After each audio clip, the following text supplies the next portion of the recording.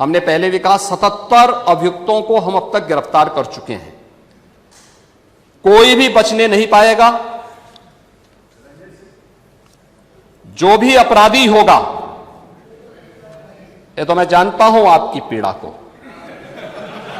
क्योंकि जब सरकार की कार्रवाई अपने अंतिम उस तक जाएगी तो आप में से बहुत सारे लोग फतिया पढ़ने के लिए जाएंगे वहां।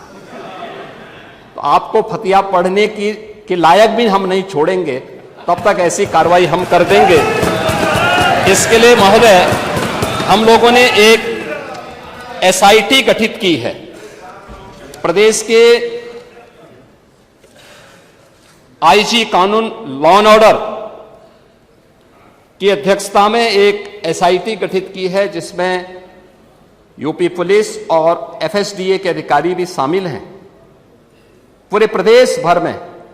और इसमें कार्रवाई हमारी निरंतर चल रही है, और जो भी इसमें दोषी होगा, इसमें हमें इस कार्रवाई करने में कोई संकोच नहीं होगा। अब तक हमने कार्रवाई भी की है, और माफिया के खिलाफ कार्रवाई कैसे होती है, मुझे लगता है समाजवादी पार्टी से अच्छा कोई दूसरा उसका जो है जानकार नहीं होगा। समाजवादी पार्टी तो उसके बारे में बहुत अच्छी तरह पहले से परिचित है कि कैसे माफिया के खिलाफ कार्रवाई होनी चाहिए, और समाजवादी पार्टी की तड़पड़ाहट वह हम उसके माध्यम से समझ सकते हैं।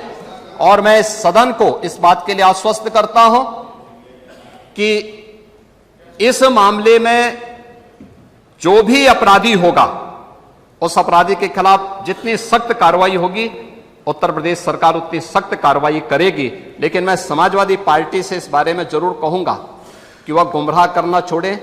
उत्तर प्रदेश के अंदर कोई भी इससे संबंधित मौत के प्रकरण सामने अभी तक नहीं आए हैं, और इस पे कार्रवाई हमारी सरकार ने किया है।